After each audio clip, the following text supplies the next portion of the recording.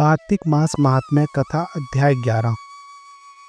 जय श्री हरि दोस्तों, स्वागत है आपका हमारे YouTube चैनल मेरे प्रभु पर, जहां हम सुनते हैं सनातन धर्म की वो पवित्र कथाएं जो हमारे जीवन को भक्ति, शांति और ज्ञान से भर देती है।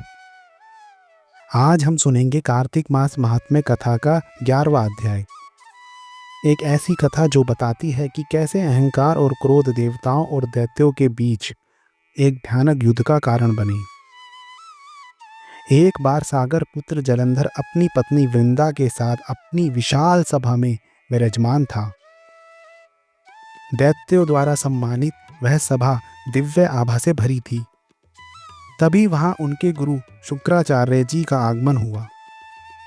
उनके तेज से संपूर्ण दिशाएं प्रकाशमान हो उठी। गुरु को देखते ही जालंधर सहित सभी असुर खड़े होकर प्रणाम करने लगे। श्रद्धा पूर्वक प्रणाम करने के बाद जालंधर ने विनम्र भाव से उन्हें आसन ग्रहण कराया और स्वयं भी उनके समीप बैठ गया। कुछ क्षणों बाद उसने आदर पूर्वक पूछा, हे गुरुदेव, कृपया कर बताइए वह कौन था जिसने राहु का सिर काट दिया था।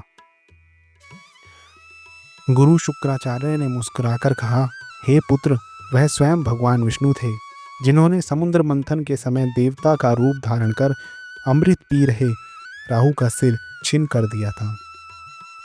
यह सुनते ही जालंधर के नेत्र क्रोध से लाल हो गए। उसके भीतर देवताओं के प्रति तीव्र वैराग्य और प्रतिशोध की भावना जाग उठी। उसी समय उसने अपने विश्वस्त दूत धस्मर को बुलाया और आदेश दिया, जा धस्मर, इंद्र के पास जा और उससे कह, उसने मेरे पिता सागर के रत्न छीन लिए हैं, उसे तुरंत मेरे चरणों में आकर क्षमा मांगनी चाहिए, नहीं तो मैं उसकी इंद्रपुरी को नष्ट कर दूंगा। धस्मर, जो जालंधर का आज्ञाकारी और बुद्धिमान दूत था, तुरंत इंद्रलोक की ओर चला गया।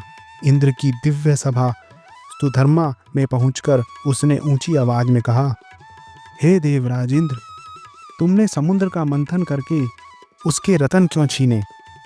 यदि अपना भला चाहते हो तो अपने रत्नों के साथ देवताओं को लेकर जालंधर की शरण में आ जाओ, अन्यथा वह तुम्हारा राज्य पल भर में नष्ट कर देगा। इंद्र यह सुनकर हतप्रभ रह गया। उसने दृढ़ स्वर में उत्तर दिया, सागर ने मेरे शत्रु दैत्यों की रक्षा की, इसलिए मैंने उसके रत्न ले लिए। जो मेरा विरोधी होगा वह कभी सुखी नहीं रह सकता। धस्मर ने सब बातें लौटकर जालंधर को कह सुनाई। यह सुनकर ही जालंधर के ओष्ठ क्रोध से कांपने लगे। उसने अपने सेनापतियों को बुलाया और देवताओं पर आक्रमण की तैयारी शुरू कर दी। देखते ही देखते सब दिशाओं और पाताल से असंख्य दैत्य सेनाएं उसकी सहायता को आ पहुंची। उनके शंखनाद से पृथ्वी, आकाश और पाताल गूंज उठे। जालंधर अपनी विशाल सेना के साथ इंद्रपुरी पहुंचा और वहां का अद्भुत नंदन वन रणभूमि में बदल गया। देवता भी अपने अस्त्र शस्त्र लेकर युद्ध के लिए उतरे। भीषण संग्राम प्रारंभ हुआ। असुरों के गुरु शुक्राचार्य अपनी मृत संजीवनी विद्या से दैत्यों को जीवित कर रहे थे, तो वहीं देवगुरु बृहस्पति द्रोणाचल से औषधियां लाकर देवताओं को पुनर्जीवित कर रहे थे। यह देखकर जालंधर ने क्रुद्ध होकर कहा, मेरे हाथ से मरे हुए देवता फिर जीवित कैसे हो जाते हैं? कौन उन्हें जीवन दे रहा है? शुक्राचार्य ने उत्तर दिया, हे पुत्र, देवगुरु बृहस्पति द्रोणाचल पर्वत से औषधि लाकर उन्हें जिलाते हैं। यह सुनकर जालंधर और भी भयंकर रूप धारण कर द्रोणाचल की ओर चला गया। उसने अपनी भुजाओं से पर्वत को पकड़कर बलपूर्वक उखाड़ दिया और समुद्र में फेंक दिया। उसकी इस शक्ति को देखकर समस्त लोग चकित रह गए, किंतु वस्तुतः वह शक्ति भगवान शंकर के तेज का भी प्रभाव थी, क्योंकि जालंधर उन्हीं के तेज से उत्पन्न हुआ था।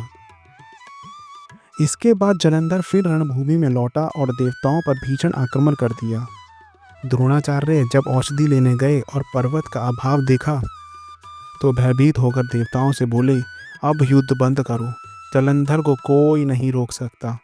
देवताओं के मुख से यह वचन सुनकर सभी दिशाएं मौन हो गई। इंद्र और उनके साथी गुफाओं में छिप गए और सागर पुत्र जालंधर विजयी होकर अमरावती में प्रवेश कर गया। कथा का सार। यह कथा हमें सिखाती है कि जब शक्ति के साथ विवेक न हो तो विनाश निश्चित होता है। जलंधर की शक्ति अपार थी, लेकिन क्रोध और अहंकार ने उसे अंधा बना दिया। जीवन में जब भी हमें सामर्थ्य मिले तो उसका प्रयोग धर्म, विनम्रता और भक्ति के साथ करना चाहिए। यही सच्चा बल है। चलिए आज का शुभ उपाय भी जान लेते हैं। इस अध्याय के बाद भगवान विष्णु की आराधना करें, तुलसी पत्र अर्पित करें और ओम नमो भगवते वासुदेवाय मंत्र का कम से कम 21 बार जप करें। जो भी व्यक्ति कार्तिक मास में यह कथा श्रद्धा से सुनता है, उसके जीवन में संकट और भय स्वतः दूर हो जाते हैं। यदि यह कथा आपके हृदय को स्पर्श करे तो वीडियो को लाइक करें, कमेंट में लिखें जय श्री हरि और बताइए आपको यह अध्याय कैसा लगा। हमारे YouTube चैनल मेरे प्रभु को सब्सक्राइब करें और बेल आइकन जरूर दबाएं ताकि अगले अध्याय की कथा सबसे पहले आप तक पहुंचे। मिलते हैं अगले अध्याय में। जय श्री हरि। धन्यवाद।